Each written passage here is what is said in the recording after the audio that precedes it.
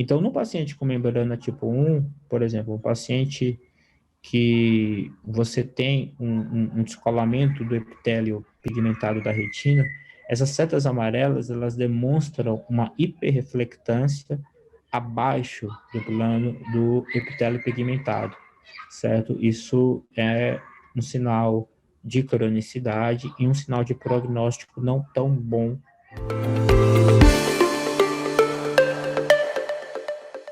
Aqui, na verdade, a gente fez um follow-up do paciente que tinha um quadro de atrofia macular já estabelecida. Eu não sei se dá para perceber, na minha imagem está muito clara, acima, na primeira imagem, a gente tem alguns pontos de hiperreflectância que, no final, acabam confluindo e aumentando o tamanho da lesão. Eu vou demonstrar esse slide um pouco mais na frente, quando a gente for falar de autofluor. Por que eu irei falar de autofluor aqui? Lógico que quando a gente fala sobre DMRI, OCT e OCTA, a gente tem que estar preparado para aquele paciente um pouco mais resistente ao quadro, um paciente que apresenta imagens um pouco mais diferenciadas. Exemplo, um paciente com polipoidal, certo? Então, aqui a gente tem claramente descolamento do epitélio pigmentado, que com o tratamento ele tende a diminuir, não apenas em termos de altura, mas de sinal, ou seja, a altura a gente pode acompanhar pela imagem do B-scan à direita, e o mapa de espessura retiniana à esquerda claramente mostra que há uma diminuição não apenas da espessura, mas também do próprio fluxo detectado a princípio. Ou seja, a gente pode monitorar pacientes com polipoidal simplesmente pela imagem do fluxo, mas sempre aliada ao B-scan. A CTA é muito bom, eu sou apaixonado pela tecnologia, mas se você não tem o B-scan naquele local onde aquela imagem foi obtida, o CTA não vale absolutamente nada. Ele tem que ter sempre o B-scan ao lado para que a gente possa relacionar anatomicamente o que está acontecendo com aquela retina. Para os residentes, a membrana tipo 1, já falando de DMRI exudativa, membrana tipo 1, aquela que penetra a membrana de Bru, mas fica por baixo dela, ou melhor, acima dela, por baixo do epitélio pigmentado. A membrana tipo 2, que penetra o epitélio pigmentado e acaba atingindo a retina externa, sempre lembrando que a tipo 1 acaba tendo uma prevalência maior na nossa prática diária, e a membrana tipo 3, que seria a proliferação angiomatosa da retina. Em termos de tempo, a gente não vai falar muito sobre ela, mas se houver algum tipo de dúvida, a gente retoma um pouco o assunto. Tem muito trabalho muito legal falando sobre RAP em pacientes, imagens de OCTA em pacientes com RAP.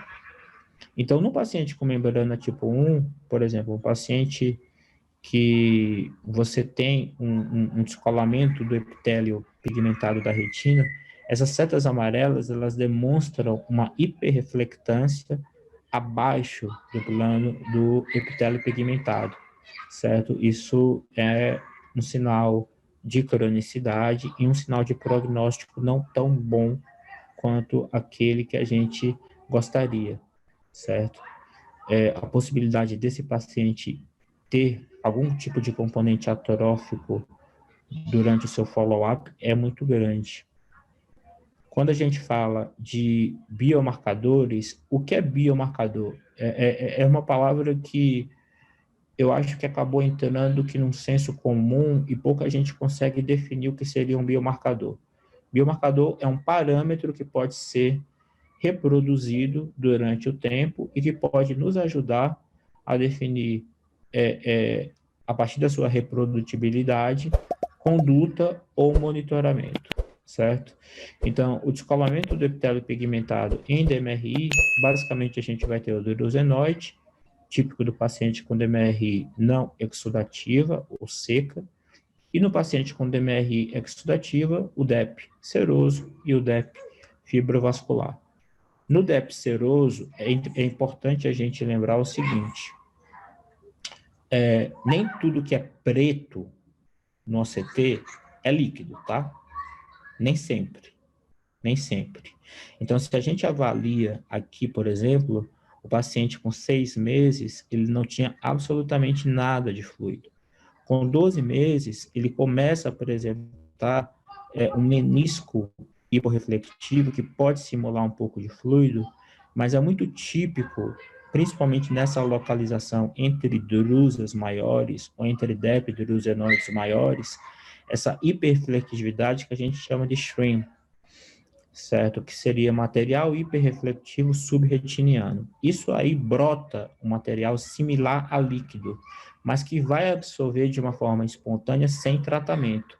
Esse paciente ele não precisa ser injetado, certo?